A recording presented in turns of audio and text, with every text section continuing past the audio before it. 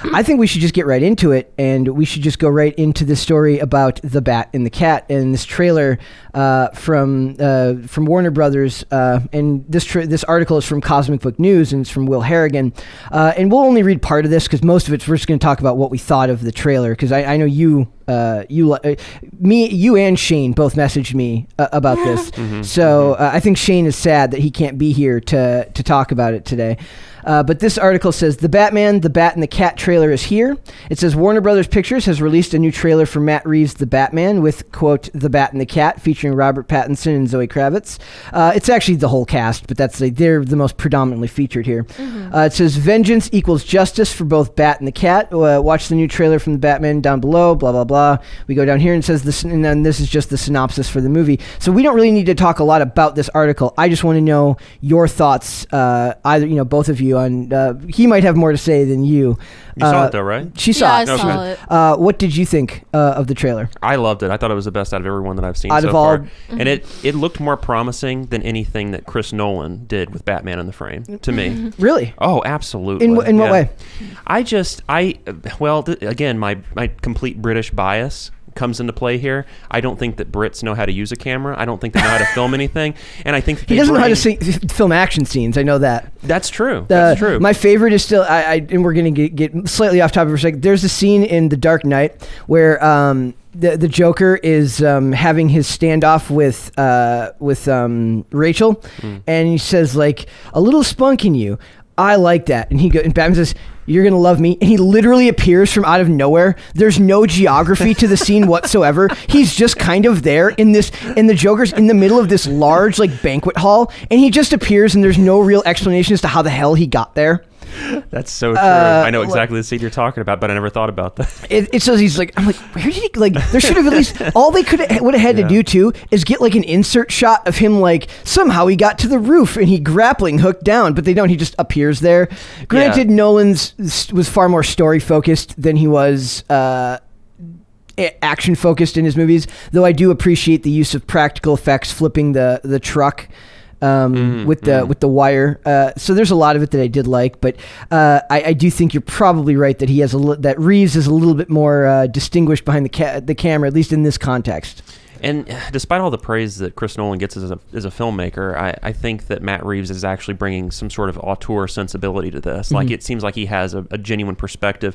I guess you could argue that Nolan does. I would disagree. I mean, I think that he's kind of got a disastrous blend of qualities that really thwart anything that he does. I think that on the one sense, he's part of that, appalling British culture that is very stoic and very repressed. And you find that kind of very slow, unenticing bubbling underneath all of these scenes. It's a lot of pumped, like he tries to generate drama, but there's not a lot of drama in those very long talky scenes. And at the same time, I think he's obsessed with toys, like directors, some action directors are. He's obsessed with toys, and I think that leaves. Do you mean toys like IMAX, like using IMAX to shoot scees when it's not necessarily the most important thing, or are you referring to actual within the script? I think, I don't know, it's kind of hard to describe. Like a Michael Bay would be obsessed with toys, you know what I mean? That's everything from special effects to, I don't know, Nolan's a little different because he's one of those purists that, believes in that actual integrity of film itself over just like digital filmmaking. So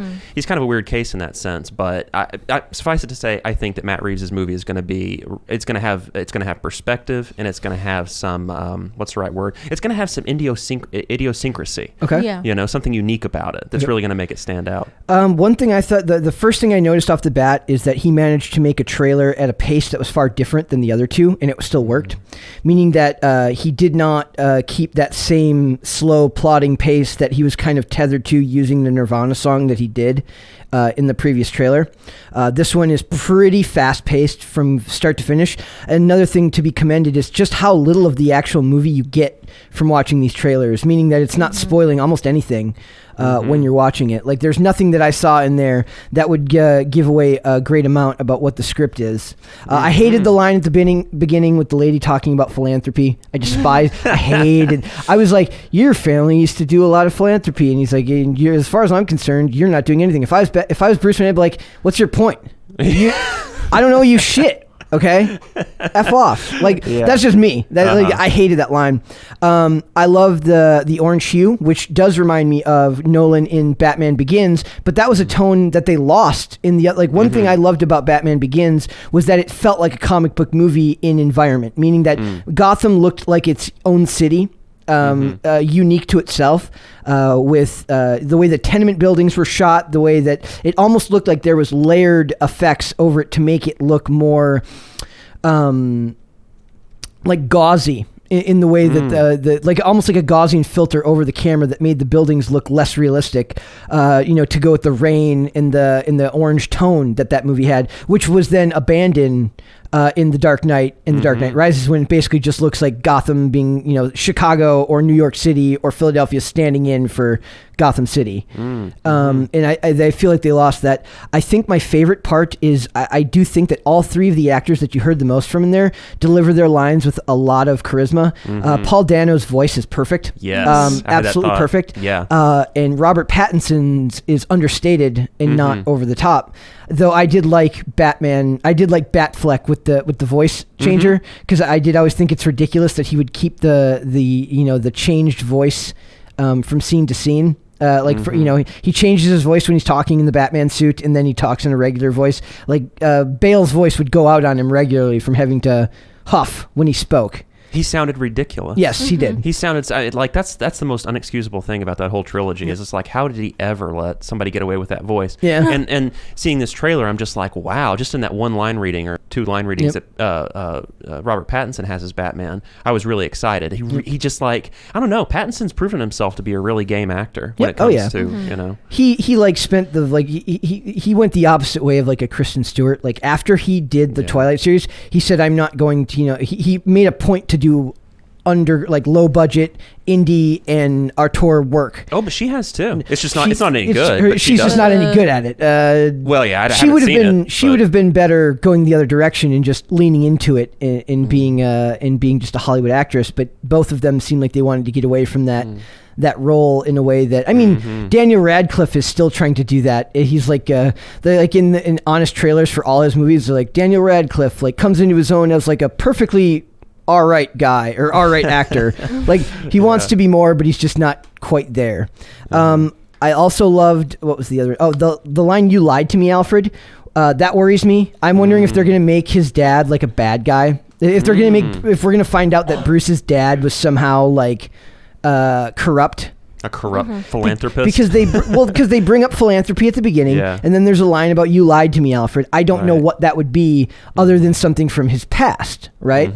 So, and there's another line in one of the previous trailers where Alfred goes, "Good God," like they're looking at something on screen. So I don't know if maybe something is revealed by the Riddler on like a video broadcast, and then Alfred sees it and realizes that Bruce can see it too. So that's just spitballing off the top of my head. And I think that Zoe Kravitz absolutely did fantastic in her line delivery as Catwoman. I saw some videos of people that are like worried that like her getting this much play in this trailer means it's going to be like woke. I don't think that's what this is. Catwoman is an essential character to Batman. Yeah. So to get that much, especially if she's a main, an important character in this movie, it makes sense to give her. It's not like she was the whole trailer. She just had more in this than she had in previous. It's her trailer. And it's their trailer. Well, yeah, but I mean, Batman, he is the focus of the movie and in the trailers. But I don't know. That's a really strange claim that people are saying that. I didn't get that at all. People are sensitive now to anything where it feels like a main character is being replaced. Like. A lot of times what I find is that it's a lot of worry over less than's actually there because it's the media that makes these claims. And the movie ends up being like, maybe there's a little bit in there, but not a lot. But it tends to be worse in fear of what is going to come on screen than what actually ends up being there. I'm guessing that a lot of that stuff is shot. Like there's probably a lot of like super woke stuff that gets shot that gets thrown on the cutting room floor because it just doesn't fit within the context of whatever movie you're watching. Sure. There was stuff in when we talked about the Kingsman where there's absolutely lines where it's just awful. Like it makes no sense. They use the term privilege in like 1918 like whenever World War I was like 19 16 or something like that. Sometime around. So back then, I was like, nobody would have said that. Like, what I've realized is that I don't care about like all that stuff. It's the buzzwords. That's what I noticed. Your brain, it's like a limbic trigger, right? So when I hear words like that I hear in everyday, like if you start talking like you're on Twitter, it immediately takes me out of whatever I'm watching. Yeah. So I really can't take that stuff. Yeah, it didn't reveal too much. And they've done a fantastic job of making the Riddler look a lot more terrifying than Paul Dano will ever look in his daily life, because Paul Dano is a very non-threatening looking person. Agreed. Yeah. Paul Dano kind of looks like I don't know. He looks like a hot dog bun. He doesn't. Yeah. Which is to say, he doesn't look like an actor to me. No, he doesn't. He's always struck me as somebody that probably shouldn't be acting, but he's just doing it. So it's like somebody's telling me like James Spader literally didn't get the respect he deserved until he got ugly. I didn't say that. They're like, until he lost all his hair and got old, nobody respected how good of an actor he was. But he was always that good of an actor. Yeah. It's just that you notice it more once they're. They made the same comparison to lines from Stephen Amell when he did Arrow. They're like, this dude is actually a fantastic actor. He's just so good looking that you don't notice it. Interesting. You're just like, first of all, the writing is crappy, and he manages to pull decent moments out of really crappy writing because it's a CW show. But this guy can actually give you a good dramatic performance. He's just too pretty. Yeah. He's just too pretty. So if there's one thing that you're looking forward to more than anything in the movie, what do you think it is? I just want to see another authentic comic book movie that kind of lives in the same world as the Joker to some extent. Yeah. That's what I want to see. Probably out of any movie that's being made right now, this would fit the most if they were to bring in. I know there's rumors about Barry Keoghan doing a role as the Joker because of his connection to Gotham PD, the show that's being made right now. But if there was ever one where Joaquin Phoenix's Joker would fit within this realm, it would be this universe. I would hope so. Miracle, is there anything in particular you're looking I would forward say to? the same thing, and then like how everybody's concerned about Catwoman and Batman. She's kind of essential to the whole Batman story because she did get married to Batman in one of the comic book series, like the newest ones. So I'm kind of excited how they will portray that, because you can't have Batman without Catwoman. Yeah. Also, they're foregoing like the love. There's no Rachel in this series. Apparently, from what I can see, there's no. Who was it in? I guess you've got Michelle Pfeiffer and. I know yeah. that dynamic is so cool. Yep. I mean, I think that Batman Returns is one of the greatest comic book movies of all time. Yeah.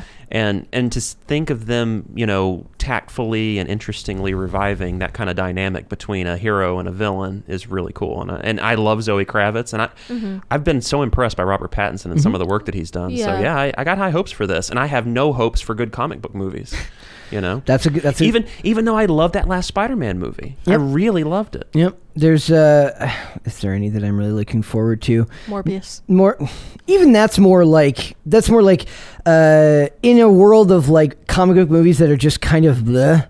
It's like anything that can be just serviceable is enough for me to be moderately excited, especially with how much I disliked Eternals, and Shang-Chi was just kind of like fast food. I mean, all Marvel movies to me are like fast food. It's not a knock. It's just, that's my take on it. Art is subjective. You're allowed to have whatever opinion you want. They don't do it for me. Yeah. But given the way that most of these franchises go these days, I would say the thing for me is there seems to be minimal interference from the studio for once. DC, Warner Brothers is notorious for being really quick to the trigger to make changes when there would be any amount of pushback on anything they did, right? So every time that they would make something would come out, there would be new news about something, they would get worried and make changes because people didn't like this aspect of it, or people didn't like the Suicide Squad is a perfect example of that. Movie got chopped up and redone because of bad test screenings, when all they should have done is just trust the director to do his job and make a movie, right? The same thing goes for Zack Snyder. People can say what they want, but the extended cut of all his movies, though long, make a hell of a lot more sense than what ends up being used in the theater. I would rather a movie be long and make sense then the studio greedily getting involved because they want to be able to fit more screenings per day in the theater, which is why they cut those. Why there's that sweet spot of time for movies to be around. So the minimal studio interference here and the willingness to let the director kind of portray what he wants to because it's not connected to the DCEU, meaning that this doesn't have to worry about timeline issues with the rest of the films. That is good, and that's the way I think most of these should go. Abandon the extended universes and just let directors make good movies again. Well, one thing that I would like to see, and I don't think that it's going to happen, at least not in this movie, is Michael Keaton popping up as a former Well, Batman. he's going to be in the Flash. But I want to see a universe being built where Michael Keaton reappears in all of his glory. Well, he's going to be there with Ben Affleck in the Flash, so there's nothing to say that in future movies that couldn't happen. But that, like I said, that is them keeping this distinctly separate from the rest of it. The second you start incorporating 90 versions of characters, it feels less significant to me.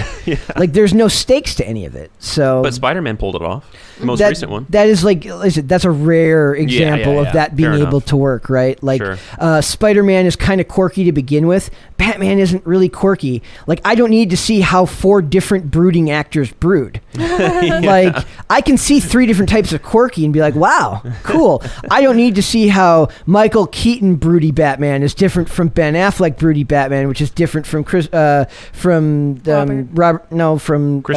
Bale's broody Batman. It's all just kind of, it's all brooding to me. So like, plus a lot of that, like quirky works through a lot of different lenses. Brooding works to specific styles. So the style of character that is portrayed in the Robert Pattinson one is going to be vastly different than what Christopher Nolan would have portrayed. So I don't feel like they cross over as well as they do with lighter, more irreverent tone. Sure. Just my 2 cents on it. So I am excited about this one though. The Batmobile also looks freaking awesome. Awesome. A much old school, much more old school version of the Batmobile. No tumbler. I like the tumbler too. I just don't think it would have worked in this world. So totally. Miracle. Anything else you're looking forward to? I'm putting you on the spot here because you didn't really have a lot to say here. Well, I am excited for this movie because you're excited. I'm just kind of done with Batman. No offense. But you like, you're actually a fan of the comics. So that's I didn't see any story in here. I mean, we know that they're telling like year 2. Like it's younger Batman. So like, is there any specific story you'd like to see adapted here? Well, I still, like, when you were asking me which villain I'm excited to see, I kind of want them to have Poison Ivy in it because, like, if they have Catwoman, you can't do without Poison Ivy, kind of, because, like, she was, like, the first villain in the other Batman movies to be there. But other than that, I'm kind of done. Wait, was there a certain departure for you with Batman where you were just like, okay, now I'm done? Or have you just not really been enticed the sheer by amount of them? No, I just never got into them. I'm more into like the animated movies because like you can do so much more with the animations. And arguably DC does animated movies far better than they do live action movies. They do. Like, have you seen the Dark Justice League series? Okay. No. I love it because John Constantine, but other than that, I feel like they tell a better storyline. Interesting. She talks about John Constantine a lot. Yeah, I do. And they also did the Robin series also, which was really good because like what happened was when they found out that Damian Wayne was Bruce Wayne's son, they did it beautifully. They're like, yeah, I'm your son. And he's like, okay. And he's like, and also I fixed your company that's losing money, so give me the company. Interesting. Huh. I wouldn't have pitched it that way. not quite the elevator pitch I would have used. I don't know. It works. It works because like Damian Wayne, like how his character is, he's very cocky for like a little 8-year-old. I think he's 8. I don't know. I forgot the age. Another reason they can't do that live action is because it just doesn't work with with real actors. You can't do that. That's why I prefer it more animation. So like I'm okay if they did it live action. I'm happy that now we have like an actor that can actually do it because I really prefer Robert Pattinson as the actor for Batman. But other than that, I'm just kind of done. Gotcha. Yeah. But you read the comics or no? Yeah, I read a little bit of the comics. I also got like the comic reviews, and my camera's like slowly moving. But yeah. Thanks for watching this clip, guys. If you want to see full episodes or follow us on social media, links are in the description below. Bye.